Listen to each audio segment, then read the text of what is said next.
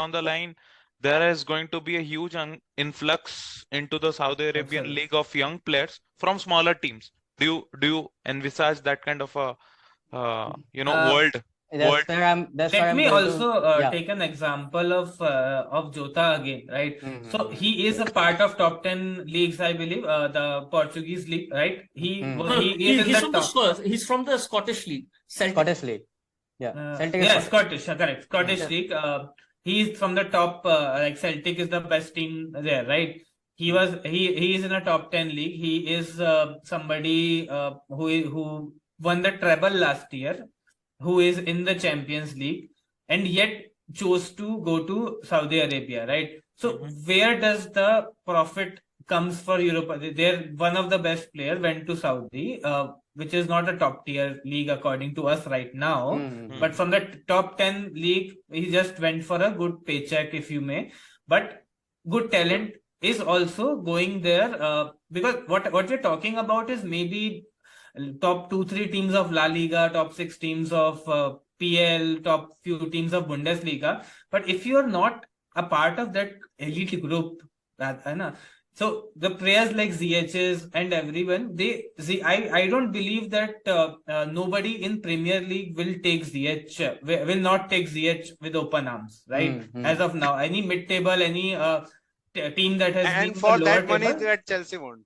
yeah, That is also of it. Yeah. so they I think the problem there with the big teams is the wages, right? Nobody is ready to take on these players with the wages that they're currently at, right? And अगर wage कम करना है तो wage उतना देना है तो transfer fee कम करना पड़ेगा. So the selling club is like, why would I do that?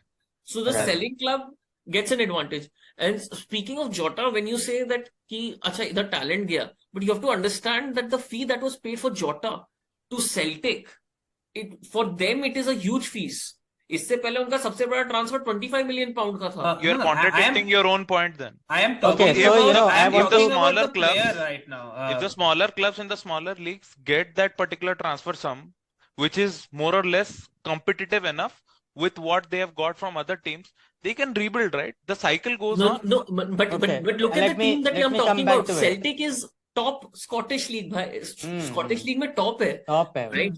Top पे है. So again, the lower जो teams है, for Celtic, Saudi Arabia ले या English team ले उनको फर्क ही नहीं है. But I'm talking in the context that you said. In the context that you said that the big clubs of the PL, the Spanish league, even the Juventuses, the Inter Milans, and the AC Milans, they are getting a pink slip, yaar. And if you give a pink slip like this, how are you going to give a chance for the other teams to be competitive? इसका मतलब तुम गलती करते रहो. You buy a expensive player who is really famous and whatnot. वो तुम्हारे इधर नहीं चला. Saudi Arabia भेज दिया. Already same thing. What happens is, let's say if a player is from a small club, let's say, okay, now the top clubs, what they'll do is to attract him or to get him onto their side, they'll offer him huge wages, and then they'll also pay a lot of money to that small club, and then they'll get that player. And once if it doesn't work out, then they'll sell it to Saudi. So in this way also a small club is being like harassed. And so I want to that is the right word. So Jogekar, do you want to do you have something to say? Man, he's been waiting. Actually, the thing is that you guys are already on the path. See, what I feel personally is that when I said that when you were saying that bigger teams are offloading the players, right? That part is already there, and I think even in last videos you are fine with that. The problem is the younger players currently, and for bigger clubs, as everybody is saying, it's not going to matter too much because they have the money to get the player that they want. The problem is the pool is not getting empty for the bigger players. The pool is getting empty for smaller players. Yes, Saudi can pay a huge sum for a particular player to a particular club, but then when he goes for rebuild, maybe the guy that he wanted is already going to Saudi again. It's creating a really horrible precedence that younger players, basically, who don't have a chance to win a CL or Europa League or something, when they don't have a chance to win cups like that, then they might as well earn the money. Why would they leave that? And now because of that, younger players might be going to Saudi, is what I feel. And I that is guess going to cost the mid-table teams. overall, if the we most. talk about being a successful league, right, for which the Saudi Pro League is on the path ahead, they want to they want to be in the top 10 leagues in the world, okay, in the next 3-4 years. So I was reading a latest statement by Richard Masters, who is like the Premier League chief, right?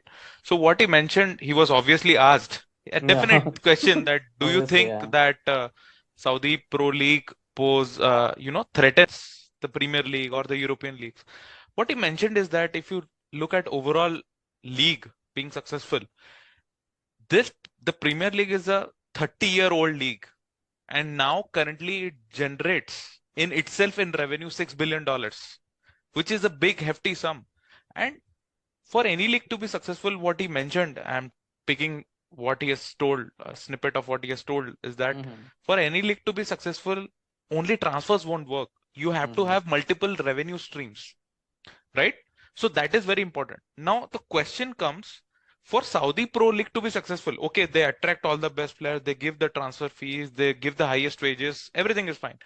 But I want to change our focus a little bit into the landscape in Saudi Arabia when it comes to fans, when it comes to football watchers, football goers, stadium, and all that. So I want to shift what do you think of that? What do you make of it? Do you think it is sustainable? What's going on?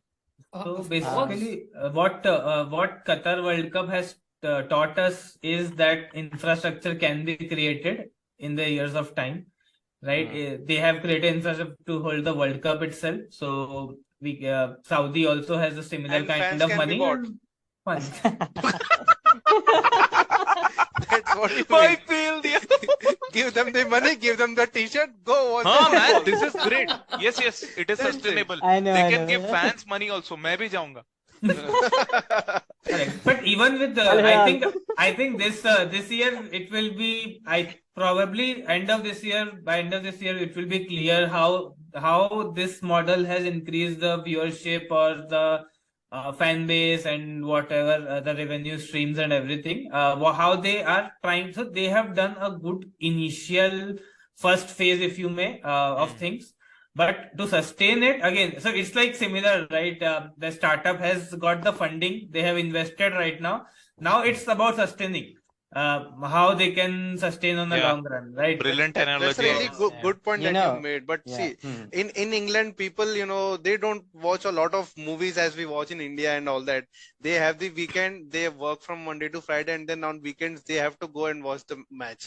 May it be a small club, which their local club is, or whatever it is, Sunday or Saturday, they have to go and then watch with their family. They go on and then watch the match. So is there a culture of that kind in Saudi Arabia? I don't think so. And this is where, you might see some empty stands or not so fully occupied stadiums and all that.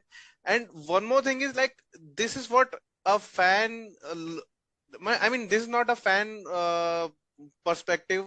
I mean to say, what I mean to say is, like, players also feel that they also want the atmosphere. We have seen in terms of COVID, players have played behind closed doors and there were no fans. But we as viewers, we saw it through TV.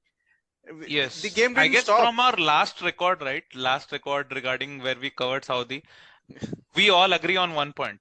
They have made progress. Let's keep it at, let's say it like that. They have made definite progress, and let's see where it goes. But No, as far as I actually, I have but another point of view here. I think two things. First thing is that there is a really big power play from Salman, right? He's trying to build something really big. I don't feel like that he has no idea what is the ground reality of the fans. Okay, he cannot be the guy. Yeah, I want to just create it. I don't really care if I have the atmosphere or not. There's always there's always something. There's always atmosphere, but it doesn't cultivate that much because you don't have the product to sell.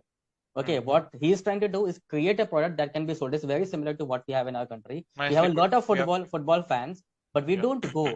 We don't go because the games are not as interesting. You bring the interest into the game, and then you see people coming back. So I don't feel like at least this year we are going to see quite a lot of difference compared to last year in the league in itself, that they're going to get a little bit of crowd and they're going to get interest because the transfer that they have made, those are exciting transfers. Those are the guys that people watch on TV and now they're going to see them on stadium.